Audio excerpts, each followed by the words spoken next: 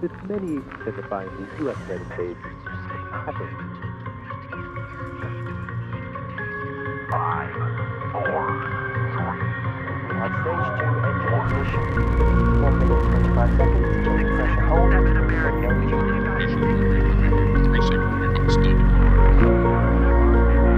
no we have handle rates 236, 291, 4229.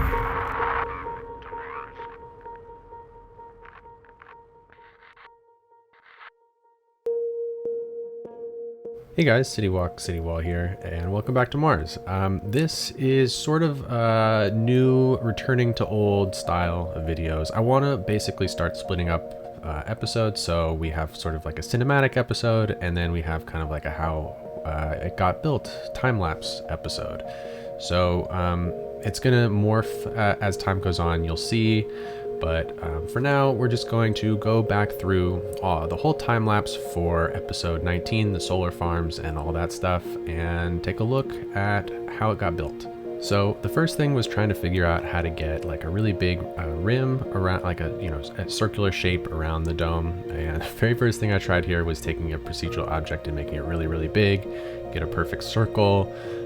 This was very ill advised, kind of stupid. You can see I'm now buying up all the tiles around here, and you can see right there I have the 81 tiles mod, but next episode, in episode 20, you'll see that I have to get rid of the 81 tiles mod. It's a big problem. You can see I'm also here now trying to use like a ruler to get like a similar distance between the dome and this ring road. This is all going to be deleted. This is just like trial and error stuff. You can see on the left there, I have a solar panel building, which this whole entire time was what I thought would be the way to make these solar farms, is just taking a building and doing some really precise placement of them. But then you can see right here, like it starts to do it, they flatten the terrain, and that's a problem, and obviously it starts to look really weird, and if you were to place those in ring shapes, it just wouldn't work. So here I'm trying a smaller building, and this is just like very clearly gonna turn into an insanity trying to do 9 tiles like this. Yeah, I mean, just look at it, like there's no way that's gonna work. So this is all just trial and error footage. I wanted to show you what I attempted to do before I actually went and started making assets that would solve these problems better. So you can see I also don't have precision engineering at this point, and that's going to be one of the key things that allows me to finally make this. You can see these roads that I'm placing down, they're not perfect circles, so I also get the roundabout maker tool. And so the very first circle that I make, you can see what I'm doing right here. I made an X and then made a big giant roundabout using the roundabout mod or whatever it is, and then dragged this somehow with a ton of lag around the dome. And so that's the starting point basically for anything coming out from the dome. And now I am kind of like placing down the straight lines in the 4 different directions. I'm looking back on this, I'm surprised I eyeballed exactly where these go, but I guess I did a pretty good job eyeballing it. And then now I'm using precision engineering to measure things. So I just measured the width of the dome just for, giggles there. It's exactly a kilometer across. That ring road is, and then the dome itself is exactly 800 meters across. That's the size of it, so it's pretty crazy. A tile in this game is 1,000 meters, and I think right here I just made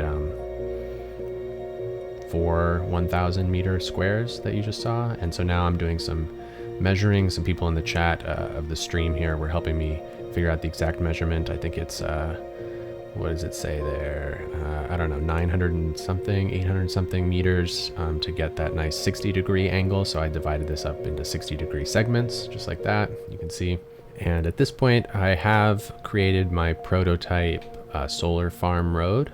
And so I start here setting up a parallel road tool with a ton of them, like 8 or whatever, and start trying to make this using single lane version. So I'm trying to figure out why it's not showing up in the other direction.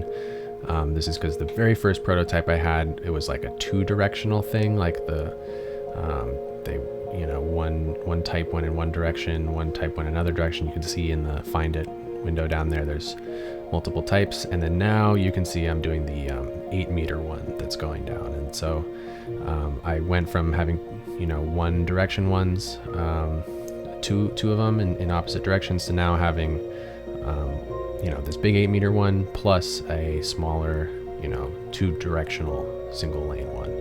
So that's just for like details if you want to add like a single solar farm road somewhere. I don't think I end up using it at all, to be honest. And then it's just a big process here of measuring the distance that each of these big solar panel roads should be from each other. And that's just a matter of using precision engineering to measure things and then lining up when you place it down perfectly. And then right now you can see I'm placing down these invisible solar panel power generators that come with the pack. And so that if you place them kind of like pretty evenly throughout the entire thing that you place down, that should give you a relatively realistic amount of electrical supply for Mars specifically. Some people, some patrons and one of my moderators were helping me kind of do some mathematics, trying to figure out exactly how much energy a solar farm of this size would be, because we actually did know the exact size of it given precision engineering. And so I made these assets to roughly produce that amount of energy based off of this size. So that's a kind of cool little detail. You're seeing how much quicker this is placing these down when they're very wide. These 8-lane solar panel roads, and now you're seeing me place down little bus depots so that a little cleaning vehicle, the ones that I made with this pack, come with the pack, can spawn on each of these segments and nodes, because they're not obviously connected to one another, so they each need their own little bus spawner. So now I'm copying that whole entire thing to the next 60-degree chunk here. You can see me doing that. I'm about to zoom in and really line these up as perfect as I can, and then separate it out a little bit just so that I can run a road through the middle there. And now is like the most fun, the biggest copy and paste job I've ever done. Look at this, it's like triple the size of the entire thing I've built so far in this series, and I just copy and paste it. And there we go. We have these massive solar farms on either side of the dome. It's pretty cool looking. It was really satisfying to see this asset finally go down and make that. It was pretty cool to see it do it. And now I'm placing down this other asset I made. So this is probably actually like 2 or 3 weeks later after the fact. I had been working quite a while on this surface passageway asset, and just doing some things here where it kind of goes underground for a little bit so that the rovers that are driving around on the outside of the dome here can in fact cross this. I'm thinking you'll see I make some garages here in a little bit that they can probably also go into one side of the garage and pop out on the other side and maybe cross this road that way. But I don't know, I kind of had this vision of this thing, exactly what I'm doing right now, with these bollards kind of around where they go into the ground. It did not turn out as cool as I thought it would. It is actually really crazy though that at this point it's probably been maybe a month, maybe more than a month of me working on this, and we're only like, I don't know, a couple minutes into this time lapse, because it's just all of that time working on this was spent working in Blender and Photoshop making these assets. I would say out of every single Mars episode, this one took by far the longest. Just with those solar panels, there's like a vehicle that went along with it. There's a whole mechanism of testing and trial and error trying to get it to work. Those surface passageways that I was placed down a second ago was quite a complicated model, because those are network roads and you need them to be able to connect to each other in good ways and stuff like that. So now I am working on this battery that goes out here, and some of you in the comments were saying, oh, maybe battery is an inefficient way to store energy. I did hear that from my patrons as well. Listen, to me, battery is just a generic term for energy store. I know that's not really the case. Energy store is the real generic term for energy store, but I just got in the habit of calling it a battery. I'm imagining it's a little bit more sophisticated than chemical storage like a battery is. Just imagine it's whatever the most realistic way to store energy out here is. That's what we're dealing with. It's just basically, the solar panels during the day collect energy and are storing it here, and at night this place deploys energy to the city when there's no solar energy. And speaking of that, the plan here is not to have these solar farms be the only source of power in the city. I think, number one, doing the calculations like I was talking about earlier to get it a sort of a realistic amount of power produced by these solar panels actually isn't even enough to power the city. So I had to go and place another nuclear power plant off to the side. So from that perspective, it's not enough. And also just from a realism perspective, in terms of how you would power a Mars colony, you don't want to be reliant on one source of power. It's probably a little dangerous and a good way to get yourself having no power and no heating on an alien planet, which is not what you want. So now you can see I've been placing down some block service industrial cubes there, and I placed a police spawn point, and I'm trying to make this area functional and get actual work being done out here. And obviously the problem with that is that helicopters aren't in the vanilla game, because I'm using helicopters, they fly anywhere they want to, and they'll happily fly through the dome out here, just like right through the glass. Nothing I can do about it. So I got this mod, I'm forgetting even what it's called now, Advanced District Services or something like that, but basically I did all this work with it, and then like a couple weeks after it was all set up and working, the mod became incompatible with the game. Something happened, and all of a sudden I couldn't really use it anymore. So I did end up getting another mod. It's the Vehicle Master Control mod, which seems to do a very, very similar thing, but I haven't 100% gotten it to work. For the most part it does, but I still sometimes see helicopters flying through the dome, which is a little bit ignorable. Obviously I can film cinematic shots and just make sure that doesn't happen when I film that, but in general sometimes you do end up seeing it, which is annoying. So now I'm adding in some garages, and this garage asset I'm going to use over and over and over out here outside the dome. It's great. It is a good size for these really large rovers that Revo created, and they kind of make sense like an airlock sort of deal. So I don't know what I'm attempting to do here. I was trying to just get some discoloration and having a hard time figuring out a good way to do that. You can see I'm like trying to mess with the theme mix and try and just figure out a way to make the underside of this building look a little bit better, but it's failed. It's not, I don't end up going with that. What I do instead, and you'll see a little bit later on, is start placing down a bunch of gravel pedestrian paths all around the edges of the building, just to give it some gravel, and then just a bunch of gravel paths like connecting all sorts of different things. So that ends up being kind of the ground discoloration style that I end up going for. And here you can see I'm doing something where I'm connecting that interior network that's inside the surface passageways to this exterior network, but only via a pedestrian path, so that in theory someone could go into that garage and catch a bus in the garage, one of the rover buses, and take it to a different garage if they wanted to. And it actually has been working. Every once in a while I go and check how many people are using public transportation, and it's crazy. Like there's like 5 people who use a bus, this is the only place for them to do that. So that's kind of cool.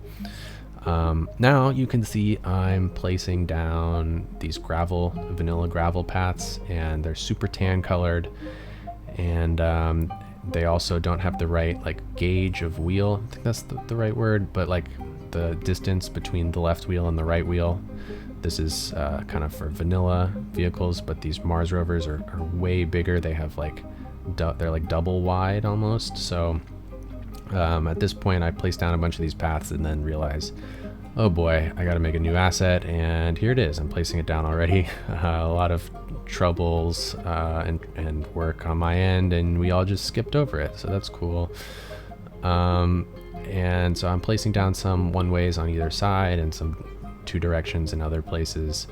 These things, I'm a little embarrassed. They're like really not that good. I was trying to make them very kind of dirty looking and ununiform, if that's a word, but just like doing everything I can to kind of muddy up the model and the texture and make it not look kind of repeating. And that ended up just creating something that was a little glitchy. So when you zoom in on these, you can see there's some very obvious glitchy things to them, but from a distance, the color at least matches the Mars dirt. That's the main thing that I wanted, and they also aren't super offensive in the way that they just, you know, they don't look like they're repeating texture over and over. And that's one of the main things I was going for. So here I am, just placing them down, trying to make it as unglitchy as possible, just trying to figure out good ways to have them connect to each other where it's not going to be glitchy. So I'm just trying some different things. And now I'm doing this cool thing where there's this like Gucci store that, there's a crate outside. It's not supposed to be there. You can ignore that. So this is like a Gucci store from South Korea, I think. It's an asset in the workshop that just has a very cool texture, and I thought looked kind of spacey. So I'm going ahead here and covering up.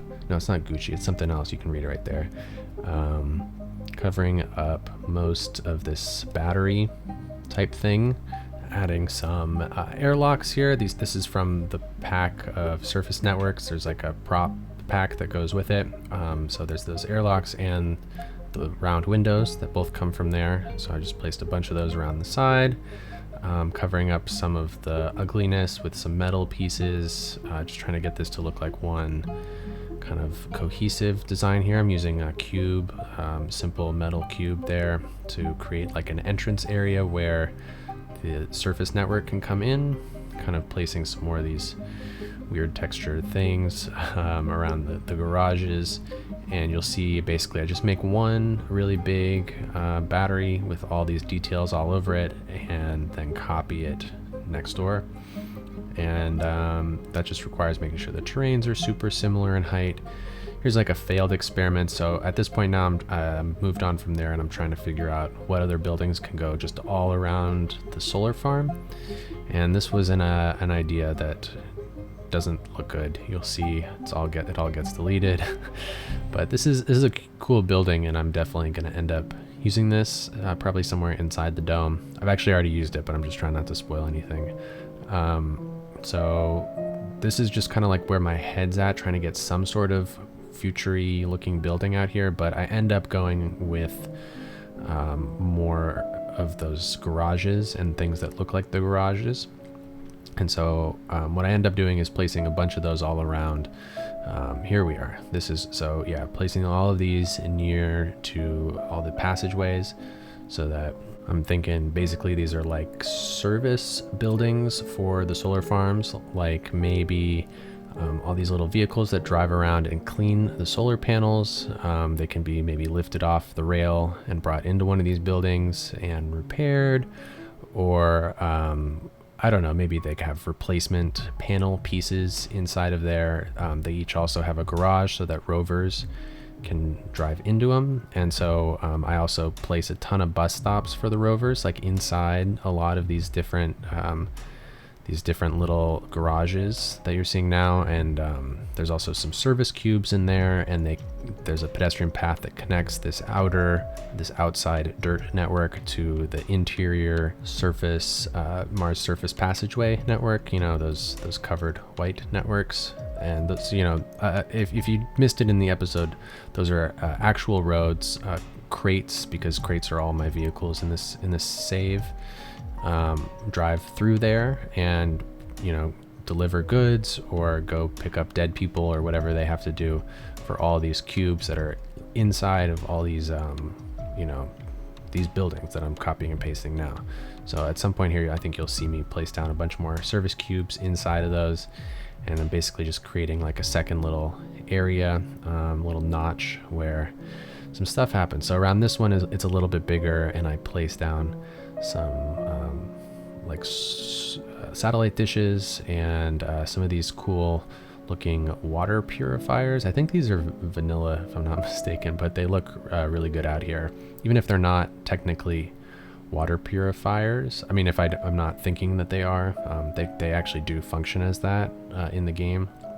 So they are purifying my water, but I'm thinking that we'll make an actual sewage treatment plant at some point outside the dome.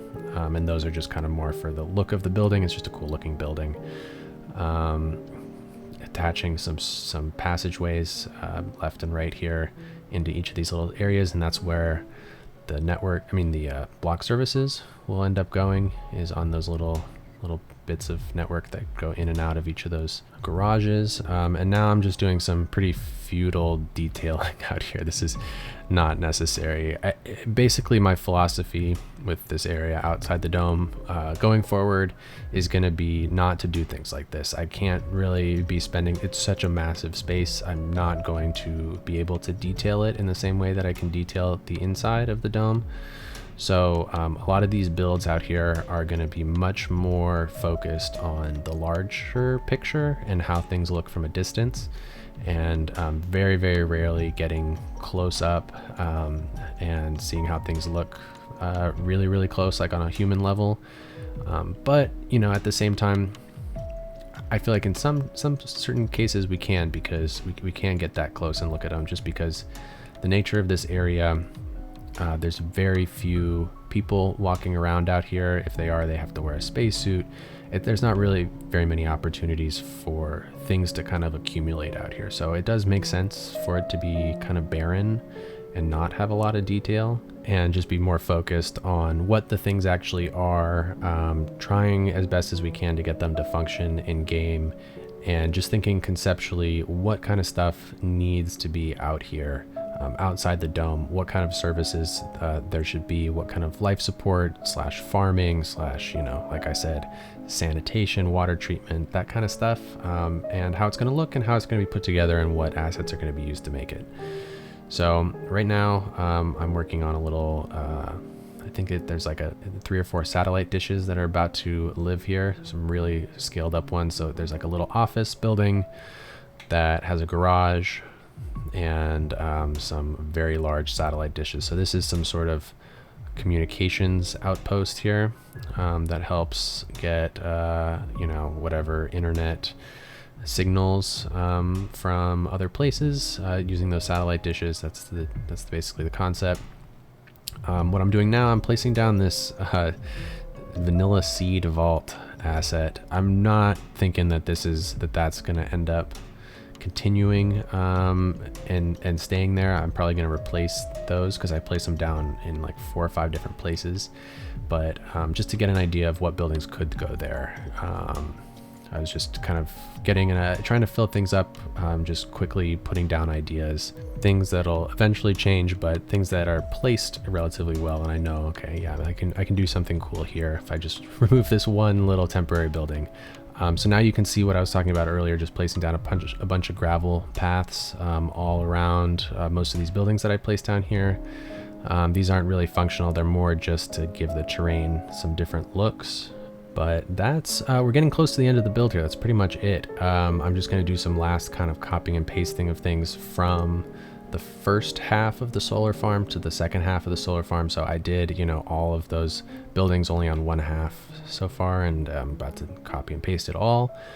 But that's basically how this got done. Hopefully this gives you some ideas of how to use these assets if you ever want to do kind of futuristic stuff.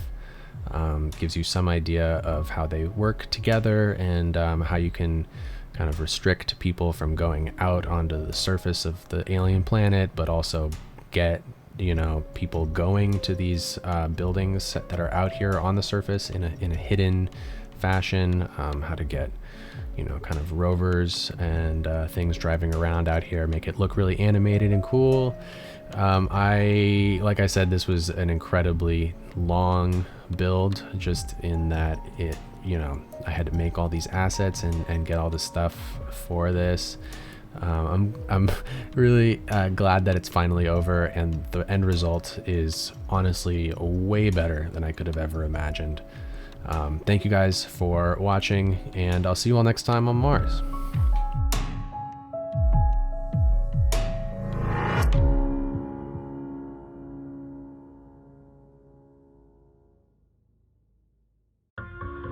Cities Skylines Mars uses the game Cities Skylines to tell the story of a future Mars colony. This episode, the size of the city went from just 1 tile to almost 9 tiles, all thanks to a bunch of new custom assets made by myself and others. If you'd like to subscribe to any of these assets on the Steam Workshop, the links can all be found in the description of this video. And if you're jealous that you're only just finding out about these assets now and not 3 months ago like everyone on Patreon.com, consider supporting the channel over there. Not only would you get early access to custom assets like these months before they're released on the workshop, you'd also get to support commissions like the rovers made by Revo and the animated spacesuit men made by Sven Berlin. The more support I have on Patreon, the more I can commission awesome stuff from much more talented creators than myself, stuff that'll end up on the workshop and be available to everyone. I hope you all enjoyed this episode and these new assets. If you make anything cool with them, send me some screenshots on Discord. I'd love to see them. Have a great new year, and I'll see you all next time on Mars.